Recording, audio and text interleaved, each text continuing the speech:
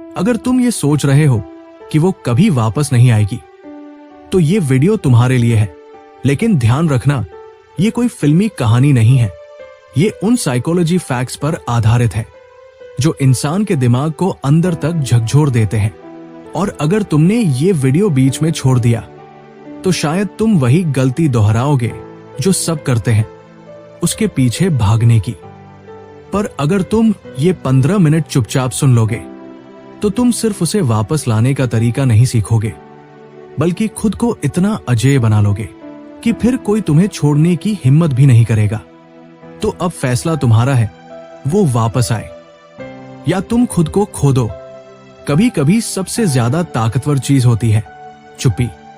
जब कोई इंसान आपको छोड़कर चला जाता है, तो सबसे पहली गलती जो लोग करते हैं वो है उसके पीछे भागना, उसे कॉल करना, मैसेज करना और बार बार एक ही बात दोहराना, प्लीज लौट आओ।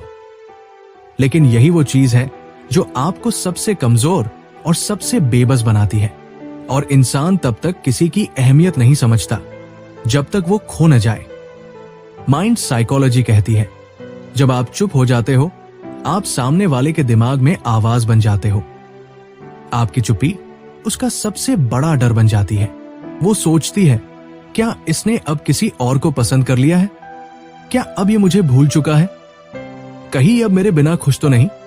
यहीं से शुरू होता है साइकोलॉजिकल रिवर्सल का खेल। लड़की के दिमाग में एक इनविजिबल वॉर चालू हो जाता है। एक ओर उसका ईगो और दूसरी ओर उसकी इनसिक्योरिटी। और इंसान का माइंड ईगो से नहीं, इनसिक्योरिटी से ज्यादा तेजी से रिएक्ट करता है। जब वो देखती है कि आप अब उसे इंप्रेस करने की कोशिश नहीं कर रहे, आप उसे भाव नहीं दे रहे, आप अपनी लाइफ में खुश हो, ग्रो कर रहे हो, तो उसका डोपामाइन सिस्टम अलर्ट हो जाता है। क्यों? क्योंकि साइकोलॉजी कहती है, रिजेक्शन क्रिएट्स ऑब्सेशन। जितना आप दूर होते जाओगे, उतना ही उसकी क्यूरियोसिटी बढ़ती जाएगी और ये क्यूरियोसिटी उसे वापस खींच लाएगी। लेकिन इसके लिए तुम्हें सिर्फ चुप नहीं रहना, बल्कि चुप रहकर इनर वर्क करना होगा। तुम्हें इमोशनल कंट्रोल में मास्टर बनना होगा। अपने आप से सवाल पूछो, क्या मैं सिर्फ इसलिए टूट गया क्योंकि कोई चला गया? अगर हाँ, तो इसका मतलब है कि तुम्हारा सेल्फ वर्थ किसी और के वैलिडेशन पर टिका हुआ था। और जब तक ऐसा रहेगा, कोई भी तुम्हें सीरियसली नहीं लेगा। तुम्हें अपने अंदर वो वाइब पैदा करनी है जो बिना कुछ कहे सामने वाले को आपकी प्रेजेंस फील कराए।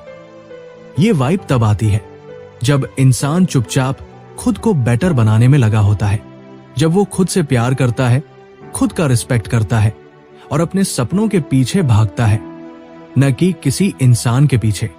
तुम्हारा साइलेंस सिर्फ एक रिएक्शन नहीं होना चाहिए, वो एक स्ट्रैटेजी होना चाहिए। एक ऐसी स्ट्रैटेजी जो सामने वाले को सोचने पर मजबूर कर दे, इसने जवाब क्यों नहीं दिया? क्या अब ये मुझे भूल गया? क्या अब इसकी जिंदगी में कोई और है? यही सवाल उसी लड़की को वापस खींचते हैं जो एक समय आपको छोड़ चुकी थी। ये मत सोचो कि अब सब खत्म हो गया। असली खेल अभी शुरू हुआ है।